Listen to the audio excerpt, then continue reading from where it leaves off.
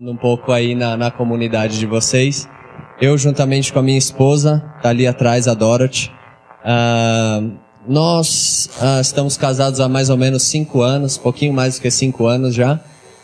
Nós trabalhamos com crianças em risco.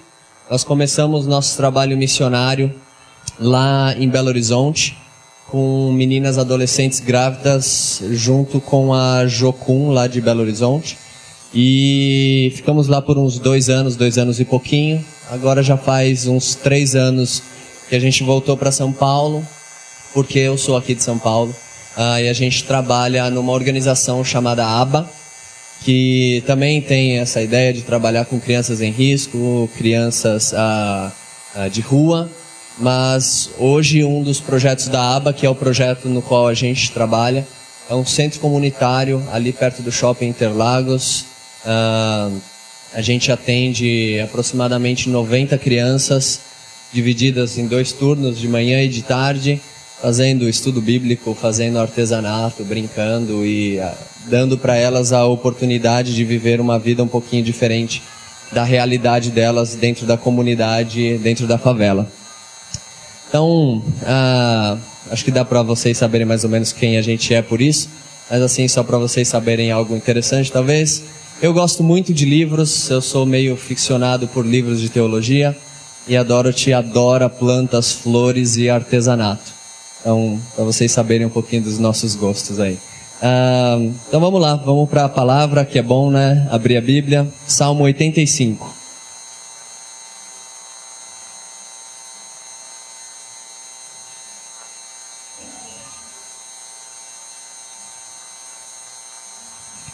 Salmo 85. Eu não sei qual é a versão que a maioria do pessoal aí usa, mas mesmo que você tenha a versão que eu estou usando aqui, na verdade eu vou fazer a leitura de um bolo de texto aqui que eu fiz. Então tenta acompanhar aí com aquilo que vocês têm. Salmo 85 diz o seguinte: Ó Senhor, você restaurou sua terra, trouxe bons tempos para Israel. Você jogou longe a culpa do seu povo, perdoou todos os seus pecados. Você removeu o seu furor e sua santa ira foi deixada para trás. Restaura-nos mais uma vez, Deus da nossa salvação. Dê um fim à sua ira. Será que isso durará para sempre? Será que sua ira permanecerá até as futuras gerações? Será que não nos dará novo fôlego, novo começo? Assim o seu povo se alegrará com você. Alcança-nos com seu amor leal e nos dê a sua salvação. Mal posso esperar para ver isso acontecer. Quando Deus proclamar a paz para nós, o seu povo, os que permanecem fiéis, os que não voltam à loucura do passado. Essa salvação está bem perto dos que temem a Deus, e logo a sua glória terá uma casa aqui na terra. É aí que o amor leal e a fidelidade se encontram. O viver justo e a paz se beijam. A fidelidade brota da terra e a justiça desce do céu. O Senhor Deus dá o que é bom e a terra corresponde com abundância. A justiça vai caminhando na frente de Deus e preparando o lugar onde ficarão suas pegadas. Vamos orar? Pai, muito obrigado pela oportunidade que o Senhor nos dá de livremente a estudarmos a Tua Palavra. Que o Senhor nos abençoe, a fim de que nós possamos aprender um pouquinho mais a respeito do Senhor e do plano que o Senhor tem para a Tua criação, Deus, e o plano que o Senhor tem para a Tua igreja, Pai. É o que te pedimos no nome de Jesus. Amém. Quando eu era criança, eu costumava sair para andar de bicicleta em um bairro meio próximo. Hoje em dia de carro é próximo, mas na época, pequeno e tal, era longe pra caramba da onde eu morava, né? Mas a gente ia andar de bicicleta num bairro que era um pouquinho melhor do que o bairro onde eu morava. Assim, tinha umas casas mais ricas, as ruas eram mais tranquilas, era um lugar um pouco mais agradável de se andar de bicicleta. E sempre que a gente ia, a gente parava na frente de uma casa, que era uma casa, assim, uma das maiores que tinha lá nesse bairro.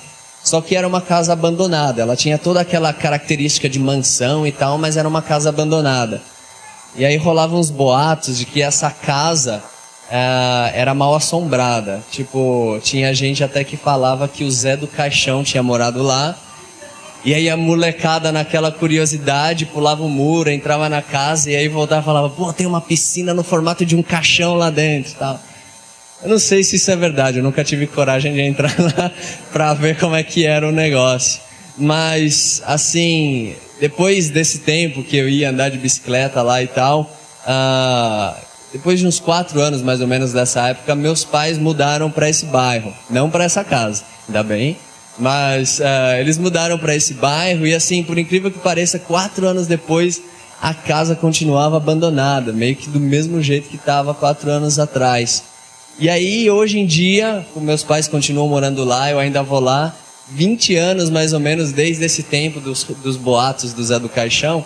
A casa teve, assim, uns 2 moradores, mas a casa continua abandonada, assim. O pessoal não sei o que acontece. O pessoal vai morar lá, mas acaba saindo logo depois.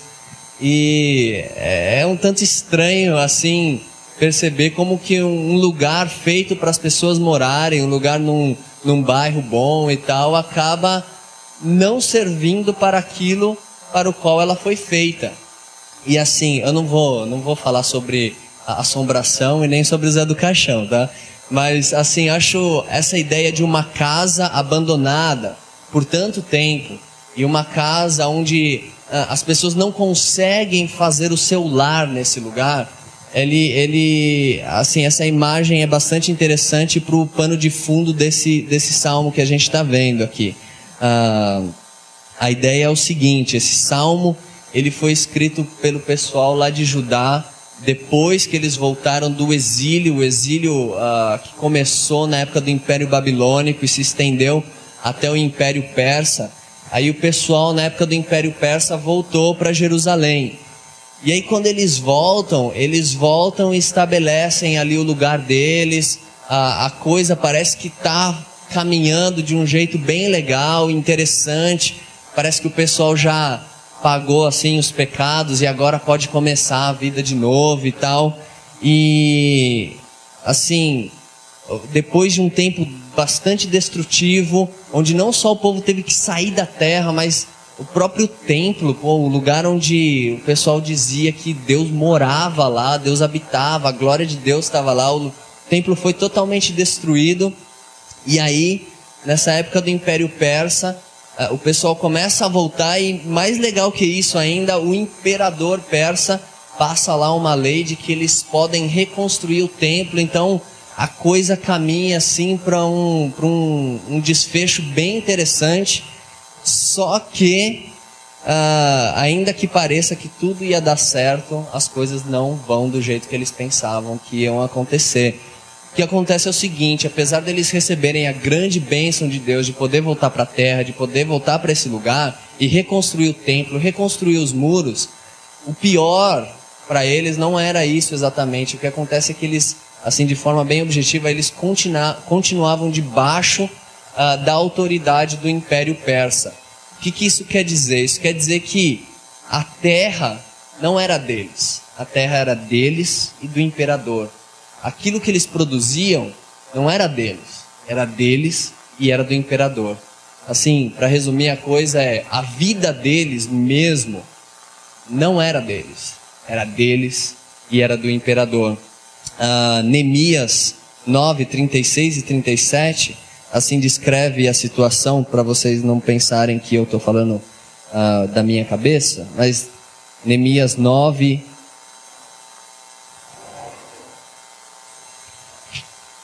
Neemias 9, 36 e 37, numa oração assim bem interessante, fala o seguinte: e agora nós somos escravos na terra que o Senhor nos deu, esta terra boa que nos alimenta.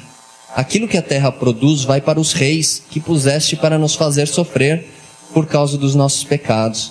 Eles fazem o que querem conosco e com o nosso gado, e nós estamos profundamente aflitos. Então, a terra que Deus deu para o povo e que o povo parece que ia conseguir agora voltar a ter a vida normal, a vida ideal que eles tanto desejavam, não está servindo para aquilo para o qual Deus a deu. Como a própria casa, como eu disse, ela não estava servindo, aquela casa abandonada não servia ou não serve até hoje como um lar para as pessoas, e a terra lá do povo que voltou também não estava servindo para o ideal daquilo que eles estavam pensando. E é por isso que a gente tem essa oração aqui no Salmo 85, que tem uma divisão bem simples, uma divisão em 3. A primeira divisão é uma lembrança daquilo que Deus já fez. A segunda divisão é uma queixa junto com petições a respeito daquilo que Deus ainda tem para fazer. E a terceira divisão fala um pouquinho da esperança e afirmações, na verdade, da esperança daquilo que Deus um dia fará com o povo. Então vamos lá, vamos começar com a primeira divisão. Essa primeira parte são os 3 primeiros versículos. Nessa primeira parte, o favor de Deus é relembrado. Então a gente vai vendo que o salmista agradece por 3 questões extremamente importantes. E ele começa agradecendo a Deus pela coisa mais visível. Está lá no versículo 1. Ele agradece por Deus ter restaurado a terra. Restaurado a terra, na verdade, quer dizer Deus entregou, permitiu que o povo voltasse para a terra. Assim, a ideia de restaurar a terra é porque o povo voltando e a terra sendo do povo, o povo, na verdade, é que foi restaurado, mas pela terra ser do povo, ele diz que a terra foi restaurada. Então aquilo mais visível, aquilo que era mais claro aos olhos, é agradecido em primeiro lugar. Ele agradece porque Deus restaurou a terra e Deus fez o povo voltar para a terra. Mas por que será que Deus permitiu que o povo voltasse para a terra? Esse é o segundo agradecimento, que fala o seguinte, que Deus perdoou o pecado do povo. Deus, ele tratou a culpa do povo, porque, não sei se vocês sabem, mas a ideia do exílio é que o povo pisou na bola, fez um monte de bobagem, aí Deus mandou o pessoal para o exílio como uma punição, assim, e aí eles voltam. Então quando eles voltam, se eles voltam é porque Deus já os perdoou, Deus já tratou o pecado deles. E aí então, por causa do perdão de Deus, eles têm a oportunidade de voltar para a terra. A linguagem desse versículo é bem interessante, que ele fala assim: Deus juntou a culpa e jogou fora. E aí Deus vem e cobriu o pecado, assim, não como alguém que varre para debaixo do tapete, mas cobriu com o seu poder, com a sua graça, a fim de que o pecado desaparecesse. É uma linguagem bem poética e bem bonita, na verdade. E aí no terceiro versículo o salmista agradece porque a ira de Deus foi acalmada, por assim dizer. E aqui eu só vou explicar, na minha tradução aqui que eu usei, eu falei que a ira de Deus foi deixada de lado, exatamente para que não dê a impressão como acontece com a gente. A gente sempre fica bravo, bravinho, né, irritadinho, e aí vai passando o tempo, a gente meio que esquece o que aconteceu. Mas a ideia da linguagem do que a gente vê é um agradecimento, não porque Deus se esqueceu do que aconteceu. A ideia é de um agradecimento porque Deus, tendo todo o direito de estar irado, tendo todo o direito, porque Ele é justo, porque Ele é santo, Ele tem o direito de tratar o povo com ira e punir o povo do jeito que Ele quer. Ainda assim Deus decide não fazer isso, por isso deixa de lado isso, e agora eu vou agir com graça. Ainda que eu tenha direito de agir com ira, eu vou agir com graça para com o povo. E aí, então a gente vê isso, né? Na verdade ele começa agradecendo pelo resultado, mas o agradecimento é o contrário. É assim, você agradece por Deus ter deixado o direito dele de agir com ira e por Deus ter agido com graça. E o resultado dessa graça é o perdão dos pecados. E o resultado do perdão dos pecados é que Deus restaura a terra. Então tem essa sequência aqui no Salmo, está invertida, porque ele vai trabalhando a ideia daquilo que eu posso ver e aí para as consequências e tal. Então, mas a ideia é o contrário. Deus decide agir com graça, Deus perdoa os pecados e então acontece a restauração. E assim, acho bem legal que mais pra frente a gente vai ver que o salmista ele vai trabalhar a ideia bem de esperança e tal. E assim, quando a gente lê, dá a impressão de que é um grande sonho, né? Pô, o sonho da vida ideal, a utopia. Só que quando a gente lembra das grandes glórias do passado, aí a gente sonha. A gente sonha com glórias do futuro. Mas esse salmo, ele não está lembrando das glórias do passado, da época do rei Salomão, as grandes riquezas e tal. Não, está lembrando das misericórdias de Deus. E toda vez que a gente lembra das misericórdias de Deus, em vez da gente sonhar, a gente vai e ora. Então, por isso que o salmo é uma oração. Esse salmo não é um sonho. Então, a gente vai agora para a segunda divisão. Segunda divisão são os versículos 4, 5, 6 e 7. São os outros 4 versículos.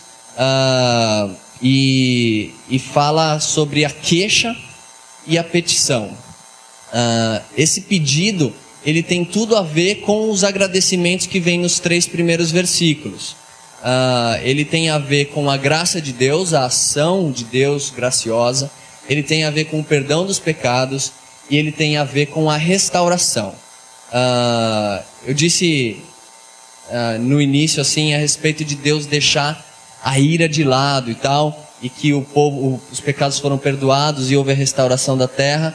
No entanto, quando a gente olha para esses 4 versículos agora, o salmista faz pedidos que têm a ver com o perdão dos pecados, tem a ver com a ira de Deus, tem a ver com restauração, mas ele parece entrar em contradição. Falando porque ele pede algo que na verdade ele já agradeceu nos 3 primeiros versículos. Então, quando a gente vê esses pedidos, em primeiro lugar a gente tem que pensar, não é o pedido de alguém que acha que Deus não está agindo. É o pedido de alguém que sabe que Deus agiu, mas que a ação de Deus ainda não está completa. Então, a gente vai ver, por exemplo, no versículo 1, né? Ele agradece pela restauração da terra e pelos bons tempos retornando ao povo de Israel. Mas no versículo 6, pode olhar aí na sua versão, ele pede para Deus renovar as forças. Então tem a ideia, no primeiro ele renovou, aí no versículo 6 ele pede renova de novo, né? Renovar de novo. Ele pede para Deus renovar as forças e dar motivo para o povo se alegrar. Então é a mesma ideia, ele agradece e agora ele pede. Aí no versículo 2, ele agradece a Deus por ter perdoado os pecados, mas no versículo 7, ele pede para Deus mostrar o seu amor e vir com salvação. Então, o pecado já foi perdoado, mas Deus ainda precisa vir e precisa vir me salvar e tal. E no versículo 3, ele agradece a Deus por ter deixado a ira dele de lado, mas nos versículos 4 e 5, ele fica falando como se a ira de Deus ainda estivesse presente, como se o pessoal ainda estivesse sofrendo por causa da ira de Deus. Então, assim, essa aparente contradição que existe, em primeiro lugar acontece por aquilo que eu disse, né? Deus agiu com bondade. Ele permitiu que o povo voltasse para a terra. E tudo parecia que estava indo bem.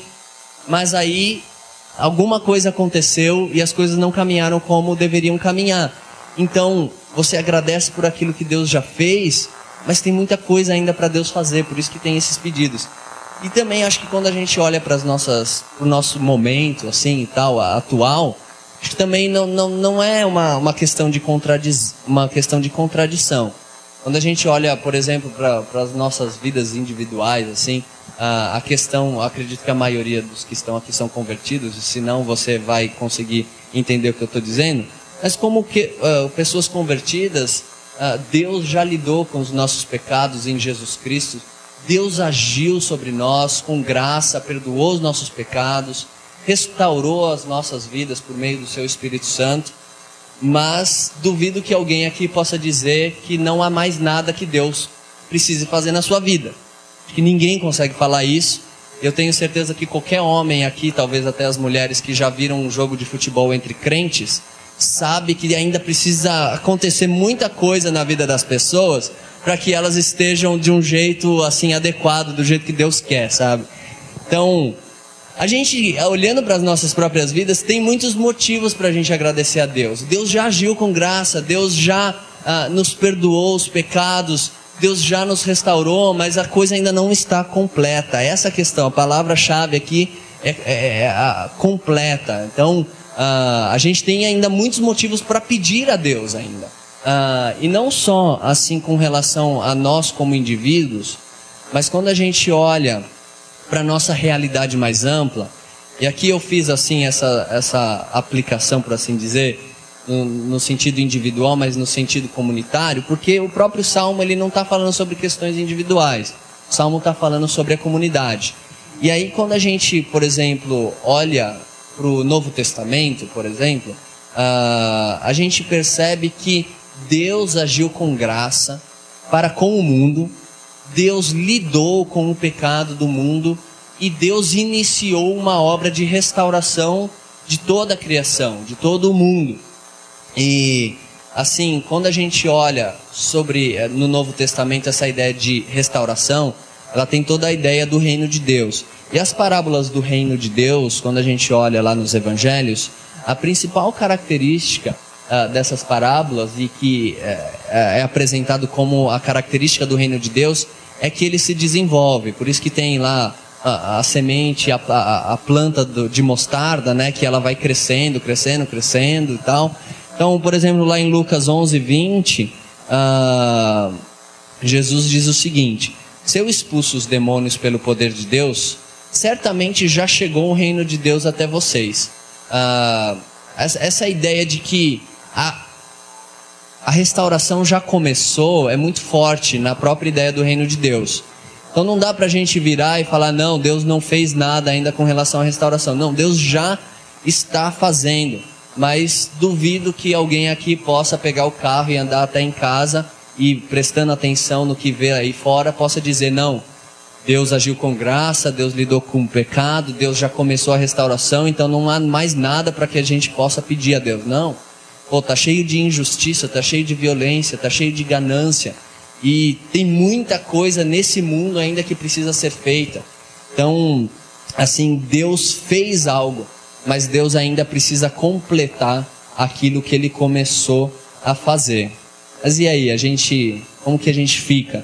A gente acha que a realidade vai ser sempre essa realidade incompleta, Deus agindo, mas sempre de uma maneira incompleta? Ou será que a gente tem motivo para ter esperança de que um dia as coisas serão completas do jeito que Deus quer? E aí o salmista vem na terceira parte e dá essa resposta para nós. E a resposta do salmista é uma resposta positiva. Há esperança, há motivo para a gente acreditar que alguma coisa ainda tem para acontecer, alguma coisa ainda vai acontecer para que a ação de Deus seja completa. E nessa resposta, nessas afirmações que o salmista dá, ele não só vai explicar o que significa a obra completa de Deus, ele vai explicar o que significa quando Deus age com graça em sua plenitude. Quando Deus perdoa os pecados em sua plenitude. E quando Deus restaura todas as coisas em sua plenitude. Então vamos lá. Primeira coisa que nós vemos é que a esperança do salmista está baseada em algo que Deus vai fazer. Você pode até ler aí no versículo 8. Eu vou ler aqui na minha versãozinha que eu criei. Diz assim: eu mal posso esperar para ver isso acontecer, quando Deus proclamar a paz para nós. Então, é uma esperança totalmente baseada naquilo que Deus irá fazer. E essa ideia de que Deus vai proclamar, tem um pouco da ideia de Gênesis, né? Na criação, Deus cria as coisas como? Falando. Então, o falar de Deus é o acontecimento aqui na terra. Então, se Deus fala, acontece aqui. Essa é a ideia, mais ou menos. Então, quando Deus proclama paz, acontece a paz aqui na terra. E a paz é aquela palavrinha bem famosa de quem conhece umas igrejas pentecostais que curtem Israel aí, que é o Shalom, né? Você deve estar bem familiarizado com essa palavra. A ideia a palavra Shalom é bem conhecida, mas o significado dela é muito pouco conhecido. E assim, como tem outras pessoas muito mais estudiosas do que eu que já se proporam a explicar o que é Shalom, eu vou ler aqui um trechinho de um cara que é um estudioso do Antigo Testamento, chama Walter Brueggemann. Ele diz o seguinte: Shalom é bem-estar existindo no meio de ameaças de violência, de fome, de animais selvagens. Shalom é bem-estar do tipo material, físico, concreto, e não como uma fuga para as nuvens do céu, mas sim salvação no meio das árvores, das colheitas, dos inimigos, exatamente nos lugares onde as pessoas precisam lidar com a ansiedade, a sobrevivência e a tentação. Shalom é bem-estar do tipo pessoal, mas também é deliberadamente corporativo. Se o Shalom existir, não será somente para alguns, indivíduos isolados. Pelo contrário, será segurança e prosperidade garantidas para toda a comunidade. E é isso que o salmista está falando que Deus vai proclamar. Deus vai proclamar o Shalom. Ah, bom, mesmo com essa explicação, a coisa ainda fica um tanto subjetiva, talvez. Mas assim, depois que o salmista enfatiza a prioridade ou a antecedência da ação de Deus, é Deus quem vai fazer, aí o salmista fala sobre a responsabilidade do ser humano. Deus vai proclamar a paz, mas aí tem uma responsabilidade humana aqui, que ele fala que isso vai acontecer para o povo de Deus, isso vai acontecer para os fiéis, para aqueles que não se entregam à loucura do tipo de vida que eles tinham no passado. Essa ideia da loucura é a ideia daquilo que os profetas falam, assim, para deixar bem objetivo a coisa, um modo louco de viver é quando você desconsidera Deus e quando você desconsidera o próximo. Então, um modo louco de viver é quando você, sendo agraciado pela ação de Deus, você vive como se isso fosse a coisa mais normal do mundo, e aí você desconsidera a própria pessoa de Deus. E quando você, tendo recebido a ação graciosa de Deus, não consegue passar adiante essa graça de Deus para as outras pessoas. E é exatamente isso que os profetas lá do Antigo Testamento acusam o povo de idolatria e de injustiça, ou seja, um modo de viver errado diante de Deus e um modo de viver errado diante das outras pessoas. Então existe a esperança de algo que Deus vai fazer, mas também existe uma responsabilidade do ser humano em viver uma vida adequada diante disso que ele recebe de Deus. E aí, isso vai ficar muito interessante agora nos próximos versículos. Nos versículos 10, 11 e 12, o salmista vai aprofundar essa descrição e vai falar o seguinte: quando Deus proclamar o Shalom, quando vier essa paz, essa vida ideal, esse bem-estar, vai acontecer o seguinte: o amor leal de Deus vai se encontrar com a fidelidade do ser humano. Quando vier e quando Deus proclamar o Shalom, essa vida ideal, esse plano ideal de Deus, o que vai acontecer é que o viver justo do ser humano vai se beijar com a paz, o Shalom, que vem de Deus. E aí, para deixar bem claro que ele está trabalhando a ideia de ação de Deus e reação ou resposta do ser humano, ele vai usar as palavras terra e céu. E ele fala que quando Deus proclamar esse Shalom, o que vai acontecer é que a fidelidade do ser humano vai brotar da terra, e a justiça, que numa frase antes ele tinha atribuído a uma ação do ser humano, ele diz que a justiça vai descer do céu, como, obviamente, um ato divino. Então, tem aí um círculo virtuoso, onde a ação de Deus, ela é respondida pelo ser humano de um modo apropriado. Deus age com graça, Deus age com amor, e o ser humano responde com fidelidade, e o ser humano responde com justiça. E aí ele fala ainda, o Senhor, quando o Senhor proclamar o Shalom, o Senhor vai dar o que é bom. Não sei se você leu Gênesis já prestando atenção, mas depois da criação, o que Deus fala? Ele olha o que ele criou e fala, isso é bom. não é? Então, quem diz o que é bom? É Deus. E aqui o salmista faz, de certa forma, uma referência à própria criação. Ele fala, Deus vai dar o que é bom. E a terra vai corresponder com abundância. A terra vai corresponder adequadamente àquilo que Deus fará. E o salmista apresenta isso como uma realidade completa que certamente vai acontecer. Isso vai acontecer, não tem dúvida sobre isso. E esse círculo virtuoso que eu estou chamando, círculo virtuoso do Shalom, ele diz respeito a uma vida plena, onde há amor, onde há justiça, onde há prosperidade. E o que eu acho muito interessante dessa visão de ideal é que, diferentemente daquilo que a gente às vezes pensa, quando a gente estabelece a vida ideal como algo que somente Deus vai fazer, estabelecer, pronto e acabou, é algo muito estático, né? É algo muito parado, Deus vem e acabou.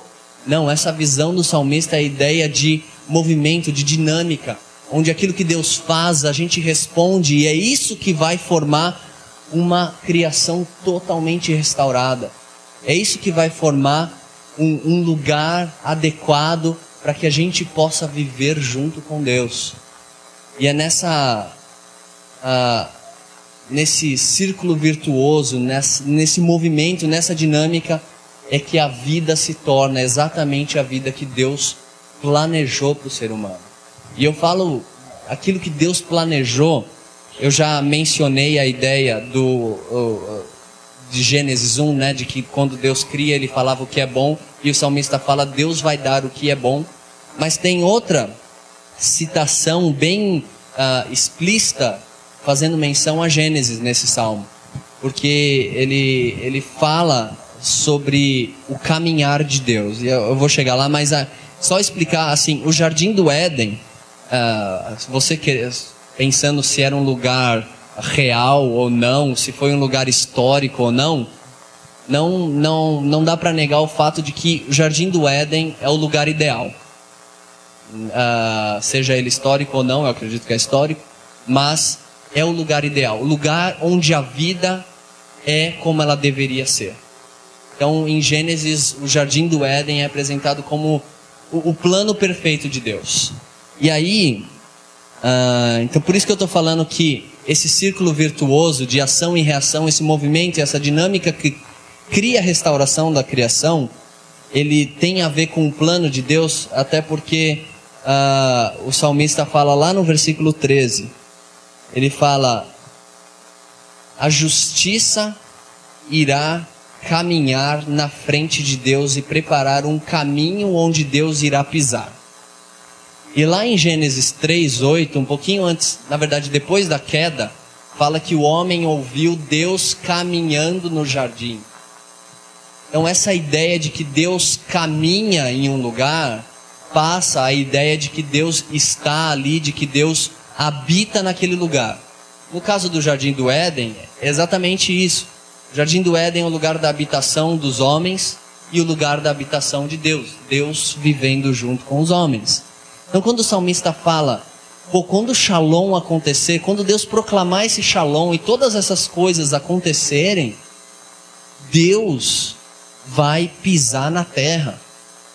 Isso quer dizer, Deus vai habitar conosco. A realidade restaurada, ela diz respeito a um lugar onde Deus vai morar. E é por isso que eu deixei o versículo 9, não sei se você percebeu, mas eu deixei o versículo 9 exatamente para agora, porque o versículo 9 diz, a glória de Deus terá uma casa, uma habitação ou uma morada, não sei qual é a sua versão, terá uma habitação aqui na terra.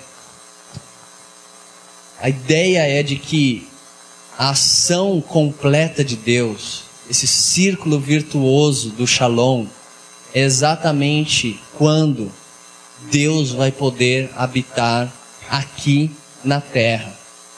E aquilo que eu estou falando de vida ideal e do Jardim do Éden, mostra que essa vontade de Deus é a vontade de Deus desde o início. O plano de Deus desde o início é isso.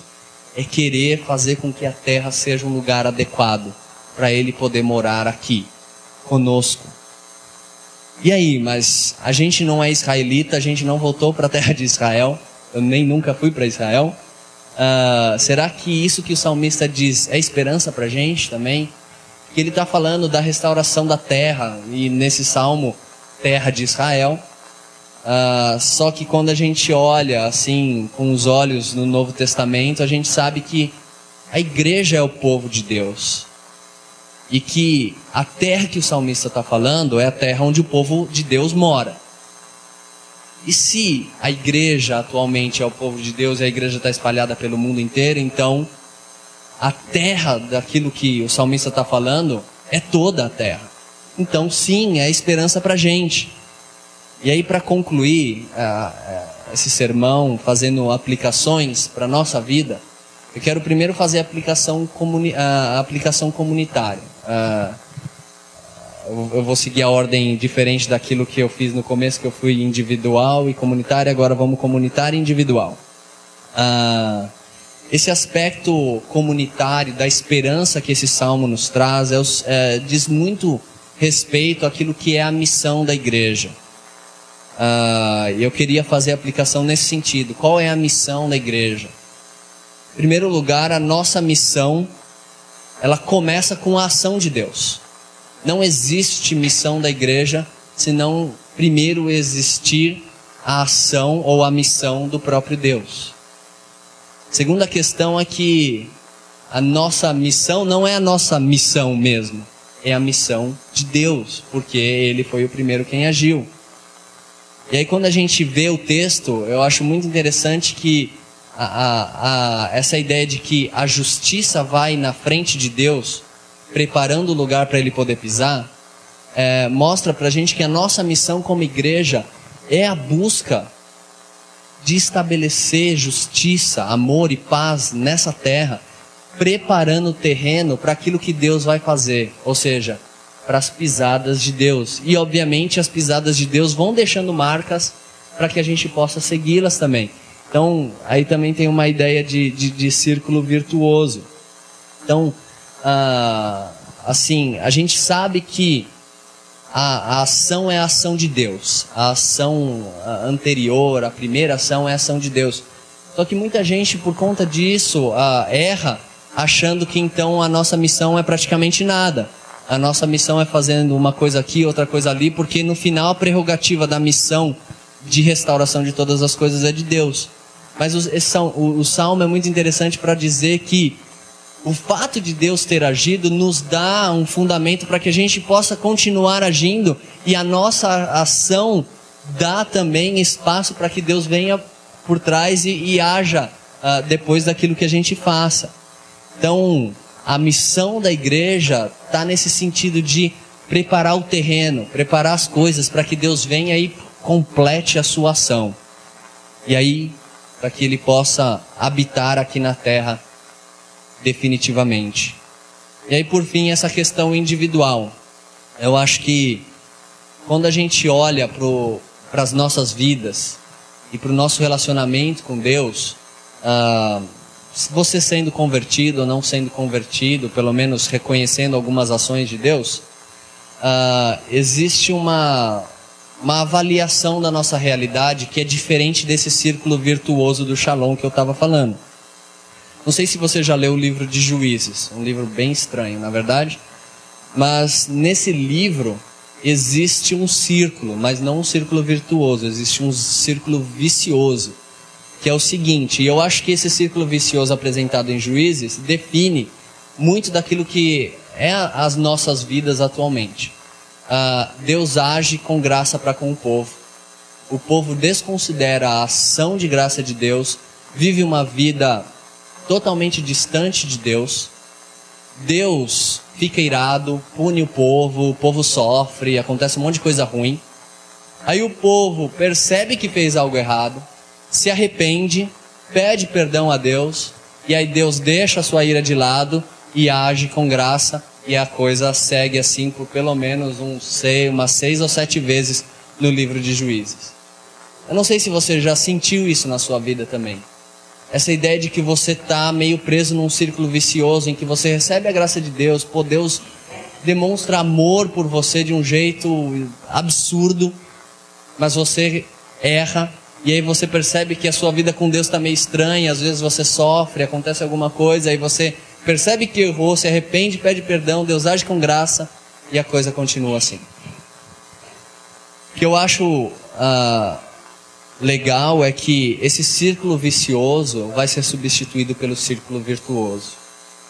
E o que a gente percebe é que Deus já começou a fazer isso.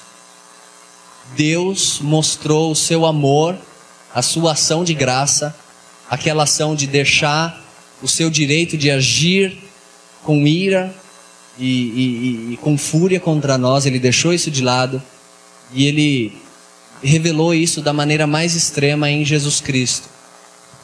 E isso já aconteceu. E a restauração de todas as coisas também já começou a acontecer.